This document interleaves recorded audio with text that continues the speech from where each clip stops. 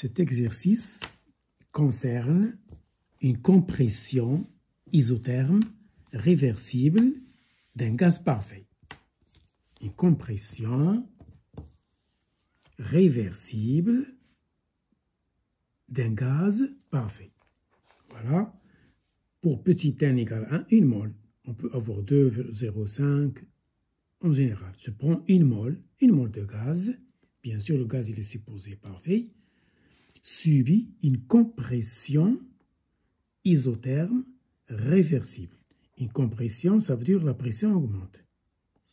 Isotherme, ça veut dire durant toute l'opération, la température reste la même. Elle conserve la même valeur. Réversible, ça veut dire elle se fait lentement sous la forme de succession d'états d'équilibre. C'est-à-dire, les pertes sont minimes.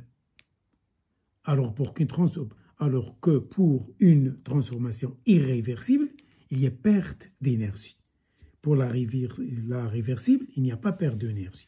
C'est une succession d'états d'équilibre. C'est-à-dire on comprime lentement.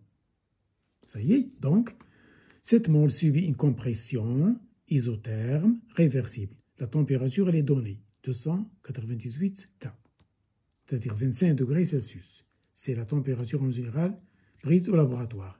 La pression P1, c'est la pression atmosphérique, c'est une atmosphère. Et la pression finale du système thermodynamique, qui est la mole de gaz, est 5 atmosphères. Donc, P2 est supérieur à P1. C'est une compression. À température constante, c'est l'isotherme. Première question. Déterminer le travail mécanique échangé avec le milieu extérieur durant cette opération. C'est-à-dire, déterminer le travail d'un gaz parfait lors d'une compression isotherme réversible. C'est le cours.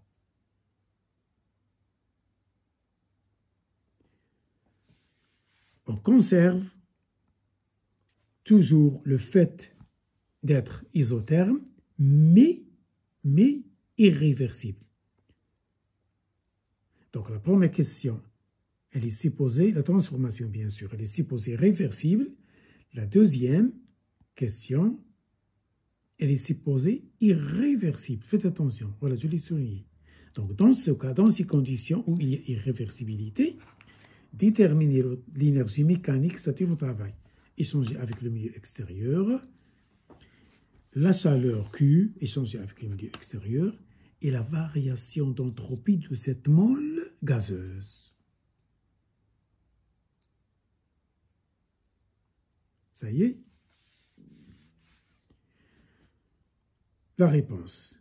Pour la première question, le premier principe, il me dit que la variation d'énergie interne, delta U, est égale à Q plus W. Est égal à 0. Pourquoi est égal à 0? Ce n'est pas parce que c'est un cycle, non. C'est parce que la température reste constante. Or, l'énergie interne d'un gaz parfait ne dépend que de la température. Et puisque cette seule variable reste invariable, elle est constante, donc il n'y a aucune variation de U. Donc, delta U est égal à 0. Parce que ce qui influence sur la variation de U, c'est la température. Or, ici, la température, elle est considérée comme constante. Donc, delta U égale à 0. Ce n'est pas parce que c'est cyclique, non. Donc, je déduis que W est égal à moins Q. Donc, pour chercher W, il faut chercher d'abord Q et injecter le signe moins. Comment chercher le travail lors d'une transformation réversible? Donc, on peut chercher Q et injecter le signe moins, ou bien on peut chercher directement W. C'est ce que je vais faire dans ce cas. Puisque c'est réversible, alors le travail élémentaire à chaque instant, delta W, égale moins P extérieur fois dV. Et par intégration, j'obtiens ceci, de V1 à V2. Ça y est? Mais je ne connais ni V1 ni V2. Ni V. J'exploite le fait que la transformation est isotherme. Pour une transformation isotherme, le produit PV reste constant. Pourquoi? Parce que PV égale nRT. N constante, R constante, T constante. Donc le produit PV reste constant. Donc PV l'état 1 est égal à PV dans l'état 2. Pourquoi je fais ça? Pour me débarrasser des volumes. Donc le rapport des volumes, c'est l'inverse des rapports de pression. J'injecte donc j'utilise ce rapport-là et j'obtiens mon travail qui est égal à N, R, T, ln de P2, P1. Ça y est? Bien sûr, nRT, c'est PV. Ou bien, vous sortez nRT, c'est une constante, T constante, R constante, N constante, et vous intégrez en chassant les volumes en utilisant ce rapport. Et j'obtiens donc finalement, c'est dans le cours. Donc le travail d'une transformation réversible d'un gaz, c'est nRT ln P2 sur P1. Ou bien nRT ln de V1 sur V2. Tout à fait le contraire. P2 sur P1 ou bien V1 sur V2. Vous trouvez le même résultat, puisque les deux rapports sont égaux. Comme application numérique, N est égal à 1, P2 5 atmosphères, P1 égale une atmosphère, R égale 8,31 système international. Et voilà, je fais les calculs, faites attention, N, 1 mol, N égale à 1, R, système international, température en Kelvin. Ça y est, et le rapport des pressions, vous laissez atmosphère ou bien Pascal, vous trouvez la même valeur, puisque c'est un rapport. Et voilà le résultat final. Voilà le travail demandé. Ça y est. Pour la deuxième question. La température, elle est toujours constante, mais la transformation, elle est irréversible. Donc le travail qui est demandé, ici, le travail, c'est moins P extérieur delta de V. C'est V2 moins V1. Vous n'avez pas à intégrer. Vous écrivez directement ça. Donc, si la transformation est irréversible, c'est-à-dire il n'y a pas équilibre lors de la transformation, le travail, c'est moins P final, P extérieur, c'est P2. Voilà la variation de volume. Ça, c'est le cours. Et ça y est, V1 égale ceci, V2 égale ceci, puisque c'est un gaz parfait. J'essaie de me débarrasser des V en utilisant ça, comme tout à l'heure. Je remplace V1 par ça, V2 par ceci, je factorise, je trouve W de l'irréversible. Irréversible. Et voilà le travail. Faites les calculs et vous trouvez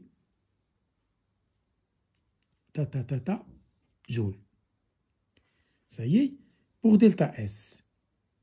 Ce delta S que je calcule ici, il n'est pas demandé pour la transformation irréversible, il est demandé par le travail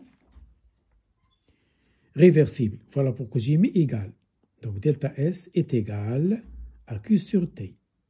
Si je veux delta S pour les réversibles, j'écris delta S supérieur ou égal à Q sur T. Ici, j'ai mis égal, c'est-à-dire je considère qu'il s'agit d'une transformation réversible. Et je remplace Q par W réversible. Ça y est, réversible, vous mettez égal. Irréversible, vous mettez supérieur ou égal. Je fais le calcul et je trouve mon entropie. C'est ceci. Attention. Attention, si vous utilisez le travail en joules, vous trouvez là joule. Si vous convertissez ici le travail en calories, parce qu'une joule c'est 4,18 calories, vous trouvez là calories. Refaites les calculs, il se peut que je me trompe. Je ne suis pas sûr que j'ai converti donc le travail réversible. Si vous mettez joule, vous trouvez la joule. Si vous convertissez W en calories, vous trouvez la calorie. À propos, si vous allez me dire, monsieur, mais quand est-ce qu'on utilise joule ou bien calorie? Ça dépend des données. Si on vous donne par exemple CP ou bien CV en calories. Donc, les énergies doivent être exprimées en calories. Si dans CP et CV, vous trouvez joules, vous exprimez les énergies en joules. Vous allez me dire, mais monsieur, est-ce qu'on va utiliser le kilogramme ou bien le gramme?